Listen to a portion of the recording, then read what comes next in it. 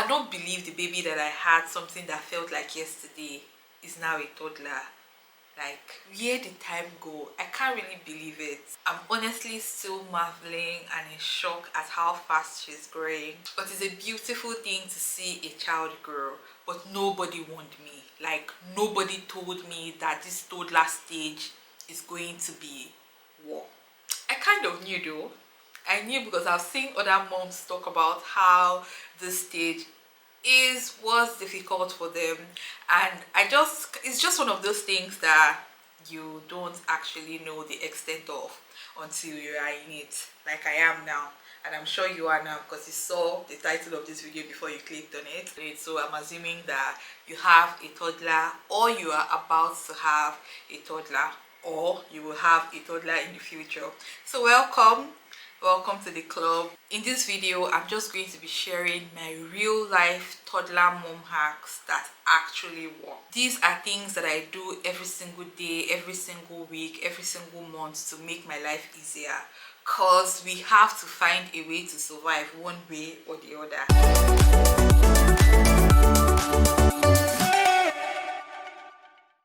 The first tip that I have for you is to get up and do it. Don't put it off. If it's something that you can do right now, just do it. There's no point in putting it off or postponing it or just adding it to a to-do list. That was my nemesis. I fell into the habit of just creating to-do lists, adding things to my to-do list. Anything that comes up, I just add it to my to-do list. And at a point, my list just kept getting longer and longer and longer. And it became overwhelming. To the point that I wake up in the morning, I look at the list of things that I need to do, and I'm already tired. So I learned to just do things. If it's something that does not take long, that does not require much, if I can do it in that moment without any consequences that are bad, I just do it. What this has done for me is to make my to-do list shorter, obviously. So when I look at my to-do list, it's a lot manageable. It's not overwhelming. I just go about my day. I have also reduced the clutter that I have in my head, because if I can just go and do it, I do it and it leaves my head. It's no longer ringing in my head like, you need to do this thing. Oh, don't forget that you need to do this thing. Oh, have you done this thing? Oh, make sure you write this thing down.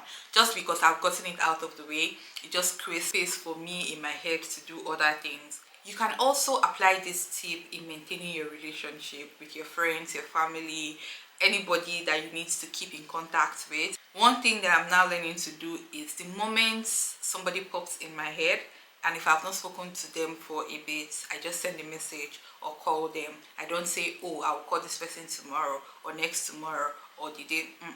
I just do it immediately. It wouldn't take anything from me to just send a message, do a call, leave a message, whatever, so that you don't wake up one day and all of your friends have not spoken to you in like 2 months, 3 months, 6 months, and you're wondering why you don't have any friends and why nobody's reaching out and why nobody's speaking to you.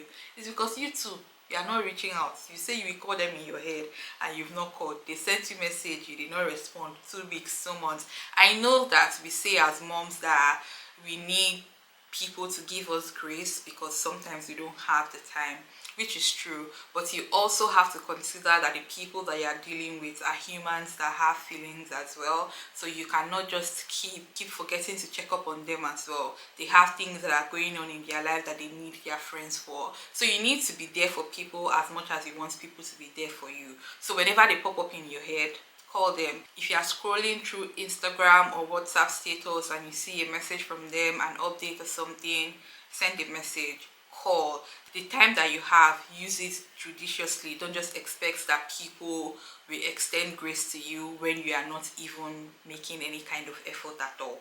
The second tip that I have for you is to cook everything possible in bulk. I said everything possible because there are some meals that I don't like frozen. Personally, there are just some things that I don't like the texture and taste of when it has been frozen, especially for like an extended period of time. So I don't always make certain things in bulk, but the things that are possible for me to make in bulk, trust that I do make them in bulk, including my baby food as well. My baby is weaning now. She's trying to eat certain things, and honestly, I have realized that I don't like cooking that much. I'm joking. I still do like cooking, but the stress of thinking of what to feed my child every single day is stressful, especially because you are not sure what she would like to eat yet. These small humans can be really, really tricky. Today they are eating this, tomorrow they are not. It's just a lot of experimentation when it comes to their feeding. So it gets really, really tiring and frustrating. So I try to make the things that she likes in bulk so that they are like comfort meals for the days when we are struggling. So the same thing for our regular household meals as well, some of which my baby eats as well. So soups, stews, certain porridges, I just make it in bulk. It saves a lot of time. To always have something in your fridge, in your freezer, that can just serve as a quick meal. You don't have to think too much, you don't have to stress too much. So just cook things that are possible in bulk. Also shop in bulk so that you have all of the things that you need at hand at home. It's just a matter of bringing everything out and whipping up something when necessary. So yes, cooking in bulk is one very important tip that has helped me. And while we are still in the subject of food, another thing that has been helping me is creating a timetable, a weekly food timetable. I know some people will say, oh, this is boring, oh, you cannot just be. Have you tried feeding a family for 1 week without any plan? Like you just trust that you wake up in the morning and breakfast, lunch and dinner is already sorted. Have you tried it? Then don't judge me. Yeah, weekly food timetables are something that I use. I look around my house, the things that are available, and I just distribute it based on how we are going to eat it throughout the week, so that it's just easier. On Monday morning I know what we are eating, on Wednesday evening I know what we are eating, on Sunday I just know what we are eating when, so that I don't have to be thinking, oh, what's for breakfast, oh, what's for dinner, oh, what's for. Is a lot of work, which is why that cooking anything trend is popular on social media. Like I know that you're saying that I asked my husband what he wants to eat and he said anything, and then they will write anything in a piece of paper and they are cooking it on the stove top. That's how difficult it is to think up what somebody will eat Monday to Sunday. It's a lot of work, which timetables can help you eliminate. And I know that there are certain food bloggers that have meal plans, monthly, weekly meal plans for grown-up, for toddlers, for families. You can find them online. If you cannot create one yourself, you can use already made ones if that's something that you want. And if you are in the camp of you don't use timetable, that's fine. Do what works for you. The next tip is to find creative ways to go about your day. When my child was a baby, her schedule was very, very predictable, at least to an extent, especially like in the daytime. I knew when she would take her nap, and depending on the time of the day that it is, I knew if it was going to be a long nap or a short nap. You know, there are ways to sort of gauge those kind of things.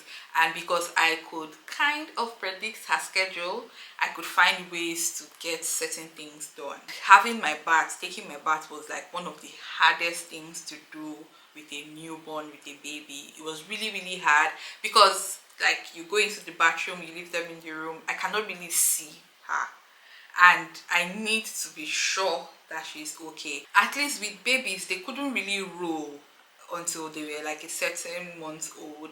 They could not roll, so you can just keep them somewhere, go and have your bath and come back. But from the moment that they can start to roll, that becomes the problem. And because I need to be seeing her to be sure that she's safe, I couldn't really do much until somebody was watching her, and that was like very, very difficult. Now it's even harder because my child is walking, like she's walking everywhere, and it has been a struggle. This particular having my bath situation, it has been a struggle because with other things I can kind of just, you know, put her on my back, put her in an area to play, or just do things around her while she's walking around. Bathing is one very difficult task right now. One creative way that I found to have my bath is to put her in my room, lock the door, then go into the bathroom and have my bath. Why do you lock the door? Because I know she's safe. She cannot leave the room. Because she cannot go outside of the room, I can tell exactly where she is. She's safe. I can hear when she falls, when, you know, things happen, I can hear her that way. So that's like how I have found to do it. And if you are wondering, why not just do it when she's asleep? man, the girl need to sleep again.